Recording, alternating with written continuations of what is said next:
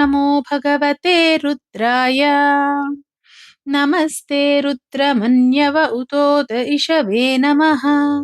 नमस्ते अस्तु धन्वने बाहुभ्यामुत ते नमः।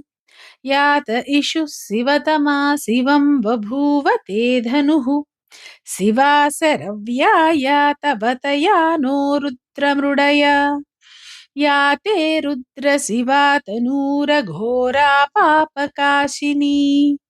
तया नस्तनुवासन्तमया गिरिशन्ताभिचाकशीः। यामिषुं गिरिशन्तहस्ते बिभर्ष्यस्तवे। शिवाङ्गिरित्रतां कुरु माहि गुंसीः पुरुषं जगत्। शिवेन वचसा त्वा गिरिसाच्छावदामसि। यथा नः सर्वमिज्जगदयक्ष्मगुं सुमना असत्। अध्यवोचदधिवक्ता प्रथमो दैव्योऽभिषक्। अहीगश्च सर्वान् जम्भयन् सर्वाश्च यातु धान्यः।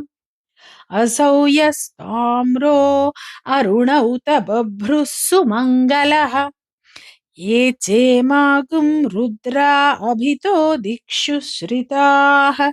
सहस्रसो वैशागुं हेड ईमहे। असव्यो वसर्पति नीलग्रीवो विलोहितः। उतैनं गोपा अदृशन्नदृशन्नुदहार्यः। उतैनं विश्वाभूतानि सदृष्टो मृडयातिनः। नमो अस्तु नीलग्रीवाय सहस्राक्षाय मीढुषे।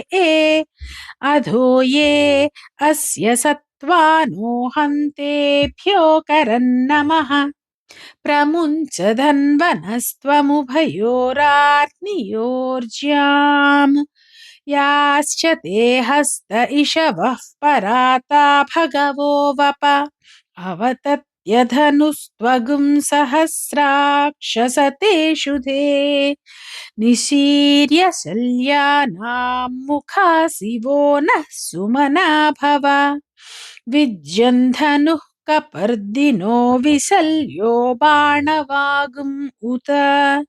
अनेसन्नस्येषव आभुरस्य निषङ्गतिः।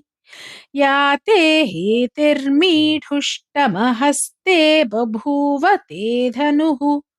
तयास्मान् विश्वतस्त्वमयक्ष्मया परिभुज। नमस्ते अस्त्वायुधायानातताय धृष्णवे।